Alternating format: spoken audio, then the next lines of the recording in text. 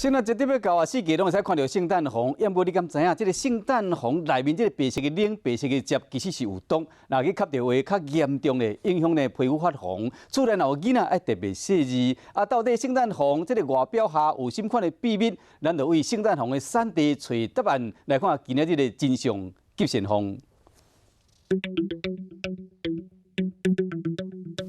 无共品种的圣诞红白为白，也咱特别到啊摆一盆啊，看起来真水。非常漂亮。对啊，大人囡仔拢看袂见，东尾天四界拢会使看到伊美丽身影。也毋过伫这个红叶的下骹，这个看起来无害白色的尖，有藏什么秘密？这种激素叫做萜烯的一个成分，这成分呢对很多人产生过敏的现象，我们叫过敏接触性皮肤炎。这种皮肤炎会让皮肤有红、肿、痒的现象。来到台北花市，看到的是一片过一片的圣诞红，虽然是平常时的早起时啊，也毋过买花的人有够济。在摸的时候，你会不会稍微注意一下？下次注意一下啦。啊，你会害怕吗？不会去摸它，会不小心碰到啊，那个白白的，碰到黏黏的。袂少圣诞红拢会像安尼，用塑胶袋啊规层甲套起来，除了防止枝叶伤到歹卖，嘛要预防这个黏黏的汁流出来，因为这有可能就是过敏源。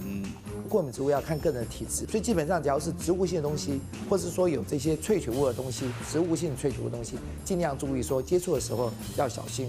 那圣诞红其他较高引起过敏的食物，包括北美松露、大地草、野生红红草、香椿藤、地草、乌斑毒芹。部分的花草有一定的毒性，用看的莫去摸，这是业者呼吁民众自保的方式。说实在啊，花哈都是用看的，是我们台湾人哦那个坏习惯啦。我讲的比较直接啦，都喜欢去摸。既然圣诞红可能会予人过敏，那呢是安怎种出来？阮行过真济山路，来到伫山林中的圣诞红大种的产地桃园福兴区。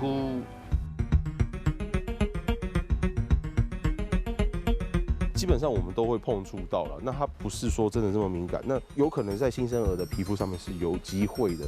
伊是花园的头家曾大如亲身示范圣诞红的栽种方式，为采水到插枝拢是亲身来，一摆至少插1万丛。它只有伤口，它就会流出它的乳汁。其实很多的植物都有这个东西，它有带粘性。对粘性的话，那就温热水去洗的话，就很容易洗掉。三面花园开业到即摆已经35年啊，这是圣诞红的故乡。